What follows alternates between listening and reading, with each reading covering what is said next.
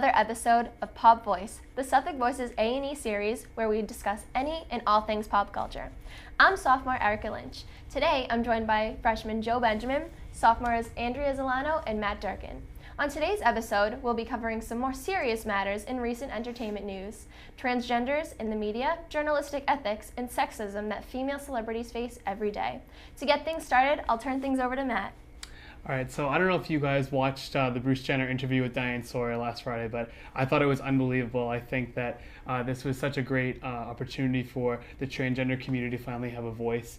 I think that it gets a lot of negative talks, and I think that finally hearing someone who is going through this type of transition, I think that it's making a lot of people that were haters now like supporters, and I thought it was really interesting to see the entire family show their support for Bruce and his journey, and he definitely has my support and a lot of people that are supporting him. Absolutely, I completely agree. And I thought it was very interesting that they were talking about possibly, there were news where people were saying he's faking it and that they're just doing it for the Kardashians, Jenners, to get all of their hype up and everything. But I completely support him. I don't think anyone would ever go about trying to fake something like that. Clearly, he started feeling that way as a very young boy, where he was talking about how he would dress up in his sister's dresses when he was alone and just always knew that there wasn't something right with who he was. Mm-hmm. Yeah, I definitely agree. I just thought that I know a lot of people, like I heard afterwards, in the transgender community were a little bit upset that he, people were all of a sudden paying attention to this issue now because it took Bruce Jenner to do it. But I definitely think you should look at it a little bit differently. Now he's, getting the word out there. I mean, yeah, it might be too bad that that's what it takes, but I think it is really good for a celebrity like that to come out. Yeah, speaking of the people that didn't support him, I think it was Kim with the quote that they put at the end of the commercial break for the interview. And people were expecting Chloe to say that, but it was actually Kim. So, it gets close to home with people that don't support your reason to change into another gender. But I want to, say, congratulations to Bruce Jenner, even though he has family members that don't support what he has. And I'm just, so it just takes a lot of respect and just self. Absolutely. And love. Even when they were showing all of the clips from when he was in the Olympics and Diane Sawyer was saying, who is this man? What is he thinking as he's going through? And Bruce Jenner was just a very confused boy, not knowing who he wanted to be and what was going on. And then also the fact that his 2 wives before Chris knew that he was going through this. And I know he'd mentioned his first wife was saying, it's okay, we'll get through this, we can change it, it'll be all right. And then had 2 kids with her, got divorced. Yeah. Second wife knew about it, 2 more kids. Yeah, that was something I was really shocked about. I know it's kind of an ethics thing, but I'm surprised it hadn't come out earlier because all of his wives knew and all of his especially Chris, like that.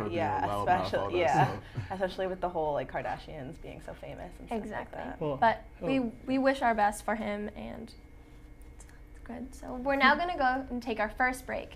When we return, Joe will lead us in what is and isn't okay to ask in an interview. And we're back on Pop Voice. I'm Erika Lynch. As journalists, we follow a strict code of ethics in our work every day. However, when interviewing an individual with a history of drug abuse, is it okay to bring up these topics even when your intent is to promote the actor's movie? Joe, your thoughts on this? Well, it doesn't matter who actor, actress it is, or the interviewer it is. You should never, ever, ever bring up anybody's dark period or dark history when they're trying to promote something positive. For example, the Robert Downey Jr. new movie, which is Avengers Age of Ultron. He recently did an interview with the UK's Krishan Guru Murthy a couple of weeks ago, and it was just turned for the worse. It was he was talking about all the movies, all the success that the movie is doing so far, and then he starts talking about these other questions about, all right, so you did cocaine, you did drugs, you did all this stuff. How do you feel about that? Then he went up and left. So What do y'all feel about that? I definitely think that there's a time and a place for questions like that. And I know, obviously, when interviewing, an interview like that, I read somewhere that it's typically not just promotion of a movie, but since it is like the Avengers movie, there are children going to be watching. I feel like if they were going to bring up anything else, it definitely shouldn't have been his drug Exactly. use and his past totally. and stuff. And I definitely think that he had a right to walk out. I mean, you could even see it in his face. I thought he was going to start to tear up. Yeah. It clearly really hit hard for him, and he doesn't want that promotion out. It's public knowledge. We all know that he went through it, so I don't see it necessary at all to be brought up as something when this is going to be a movie to a kid audience and everyone else. But yeah, I feel like it was like just unneeded, and I think that again we're talking about families coming to go see it, and I think when you see like interviews like with like Diane Sawyer or Barbara Walters, like that would be appropriate. I think that it would be more like, oh, so how is like the filming of this movie, and oh, like what are you planning on to do after? Is there a sequel to this again, or whatever, you know? I definitely think he handled it well though, and He respectfully. was actually talking to Stephen Howard, I think. Oh, Howard Stern. Howard Stern, Yeah. I'm sorry. Yeah. But yeah, he said that he was talking to him like 2 days later after the interview, saying like, I should have left sooner. Like right when the dark questions started happening, he said I should have left sooner. I felt uncomfortable like from the get-go. So. Exactly, and even he was going along with talking about how he was incarcerated and everything, and I thought that was when he was going to walk out, but he waited a little while and tried to answer respectfully, and then it just got too far for him, and obviously he walked out. But I do think that it makes sense as to why he would do it. Yeah, and on the plus side, well, he did an interview with Jimmy Fallon a couple of days ago, and they had an emotional interview, and what they did was just like pretend that they're, you know, very, very sappy towards each other, and they just had it was just really funny. So I feel like that kind of uplifted his spirits a little bit with like the thing that happened back in UK with the interviewer. Yeah. Exactly. So, yeah. And for good for him. Yeah, for another example, I think Jay-Z a couple of years ago or something like that, he had an interview with some other person, and like they brought up like him being a crack dealer, like drug dealer, all that stuff. It's just, as a journalist, that's where it gets to be unnecessary. You need to know where the boundaries are. Yeah.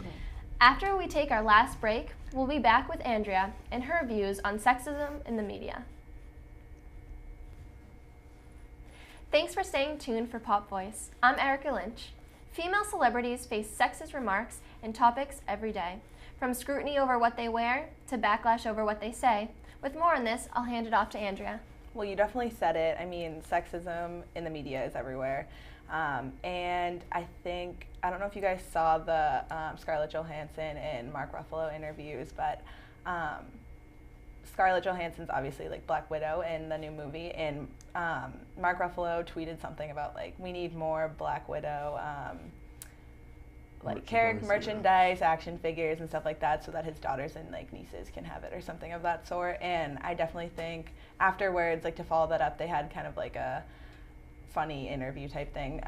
The interviewer was actually pretty good about it. She was like, we're gonna switch things up a little bit, and Mark answered the questions like, oh, what are you wearing, and like, oh, like what do you do to stay fit, and while Scarlett was answering more of like the masculine questions, like, oh, what did you do to prep for this role and stuff like that. So I definitely thought that was like a fun way to like bring light to it and kind of make it like well known.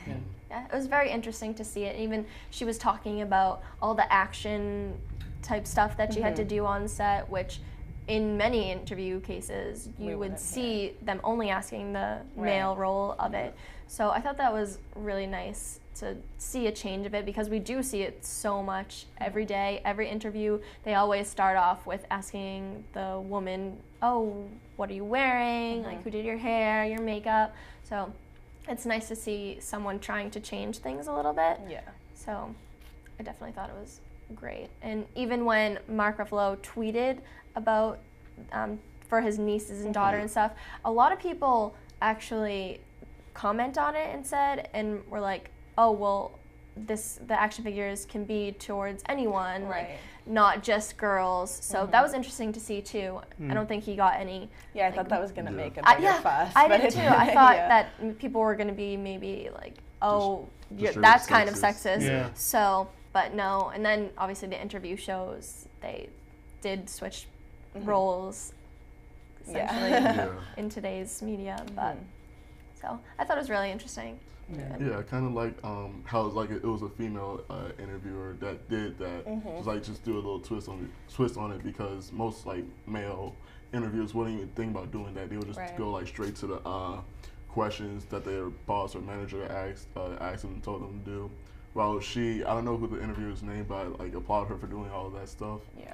Because like it's just it's like it's changing, like it's gonna it's not gonna be like a male driven world anymore. It's gonna be like male and female driven world, and they can ask like both like questions, and hopefully that can like become the norm in a way, but not really, because like like males don't like talking about like what they wear, but like females like they want to get like smart questions too.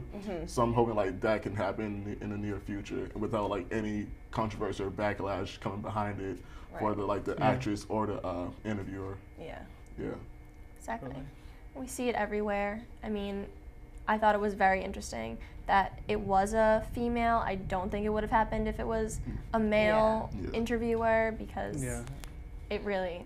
Yeah, and I think going off of that, like, I'm pretty happy that a male actor did like tweet that, because it wasn't just like another female actress saying something about sexism in the media. Like I mean, it's kind of sad that it takes a man to like actually call attention to it, but I think that really packs a punch and like makes people realize that it is really apparent in our media right now. Yeah, and even I feel like we don't have a lot of women action figures per se Just right only now. princesses, Yeah, and hopefully that's that'll be a it. change. Exactly, you don't necessarily them as the Only princesses. superheroes. Yeah. Which sometimes, I think that's really great.